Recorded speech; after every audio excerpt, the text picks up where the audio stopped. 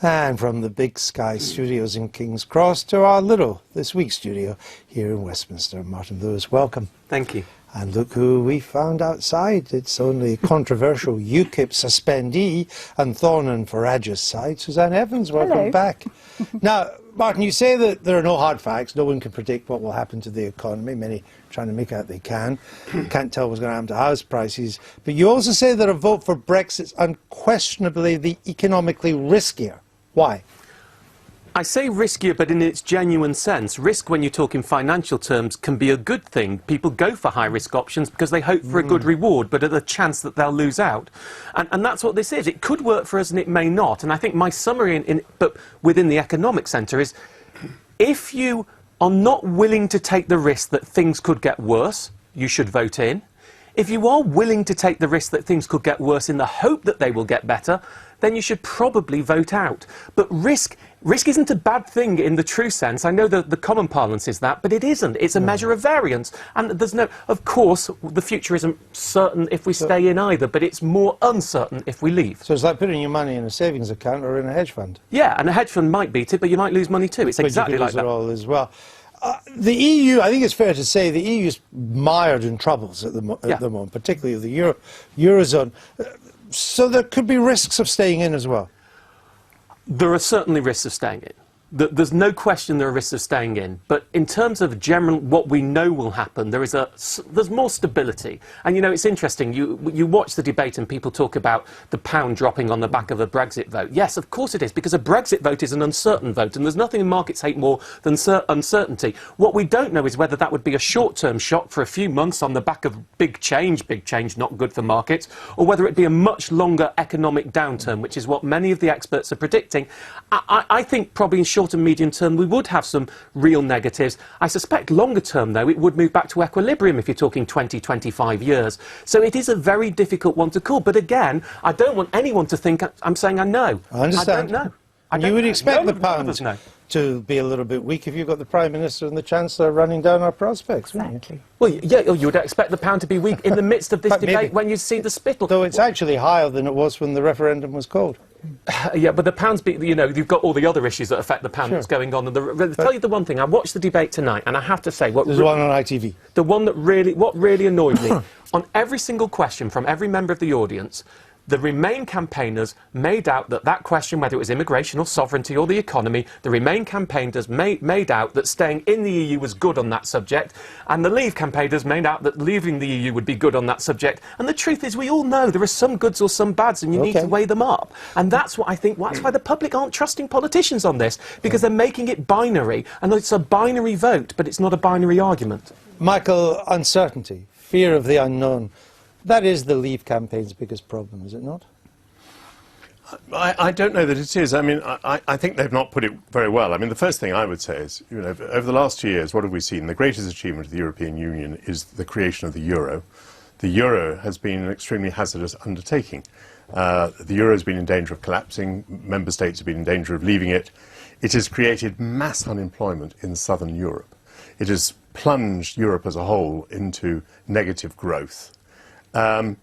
You have to put these two things together. You know, if you have free movement of people and you create mass unemployment in southern Europe by having the euro, what's going to happen? Migrants are going to move to northern Europe where the jobs are. This is all part of a political plot. You see, one would have more confidence in the European economy if it were being run as an economy, but it's not. It's being run as a political project. The invention of the euro is nothing to do with good economics. It is about creating a European state, and its consequences in the short term, medium term, possibly long term, are economically disastrous. So there are clearly enormous risks in remaining attached to this economy. Suzanne, isn't the problem, though, of uncertainty, a fear of the unknown? Is that clearly a bigger step if we vote to leave than vote to remain?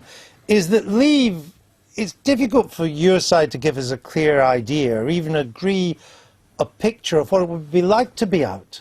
It is difficult because, of course, it's naturally human nature to want to avoid change. And particularly if you're somebody who's comfortable, if you're not somebody who's struggling to find a job, a young person who can't get a job, somebody in a working class community is trying to get that entry job on minimum wage, and you're facing competition from Eastern European migrants or wherever it might be, it's very easy for you to think, oh, well, my life's not too bad. Why should we take the risk? But as Martin says, it's a calculated risk. You know, and calculated risks are good things. And nobody would get anywhere in business, our economy wouldn't thrive if there weren't people that were prepared to take a slight risk. We don't quite know what the future holds. It's not quite calculated because we just don't know. Maybe, as Mark says, it could be better, it could be worse.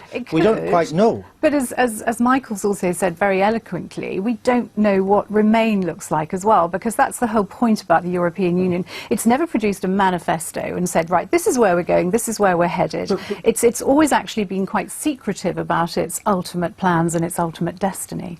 But surely we have less variance. We have a better picture of what Remain would be like on the 24th of June than we do what leaving would be like on the 24th. You have to accept that. Remember, I'm not saying risk is a bad thing, but I mean, just common sense says there is more uncertainty if we have this seismic change to our political structure. Let me bring Liz in, because given the weight of economic opinion in your side of Remain, isn't it surprising the polls are so tight? No, it's not. Because there's one thing I've seen change over the last couple of weeks is how people are looking at their lives over the last 5-10 years, changes in the way the economy has worked even before the crash, and the EU is ending up being the thing that people are looking at and questioning over all sorts of issues. It's a referendum on the government's record, it's a referendum on the way the economy works and the fact that most people weren't seeing the benefits of growth in the economy way before the crash, and all of this is getting muddled up. And, you know, it is a very difficult question for certainly both sides to deal with. We don't know with certainty what will happen if we remain, and we should admit that, but we do have more of a sense of what it would look like, and there is far more risk if we pull out. But we shouldn't be. I think you're right. It's one of the funny things in politics, you know, when you're talking to your own side and your own people, they like that passion, total certainty. But most people, if you're actually talking to them on the doorstep, if you do a bit of give and take and understanding, they're more likely to listen. And this is the other thing that's happened is, there is a sense now, it's not just that people don't trust politicians, it's almost like any expert, any of the elites, anyone with experience, that is all being questioned. And again, that is a longer term trend. I think you raised... People don't trust everyone, no, I get from that. broadcasters to business. No, we get all that, but I think you raise a very interesting point, because it seems to me that in the next 2 weeks there's going to be two forces at work. In most referenda, there is a kind of move to the status quo in the final days. Didn't happen in Scotland, but that was the exception. Most referenda there is. On the other hand, there's precisely this mood that Liz is talking about, that this referendum is taking place. It's an anti-establishment, anti-mainstream, anti-established voices. Which one's going to win? Because that will determine the outcome. Well, I would think we're going to win. I'm absolutely confident we are. And part of the reason I'm so confident about it is because I think we had the government, up until the end of Purdah, just chucking everything it possibly could, spraying, scaremongering, frightening bullets left, right and centre. So you're not worried about this return to the status quo?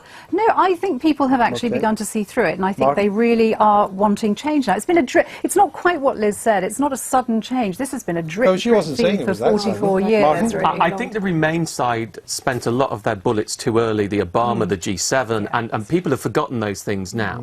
But I had an interesting chat with a neighbour of mine, and I was just talking to him about it, and I said, you know, I asked him, where are you? And, and he said, I'm 60% out, and I think I'm going to vote in, because I think you have to be 65% out to vote out. But that's the move to the status quo. And that is, and I think that happens perhaps when you're putting your X on the form.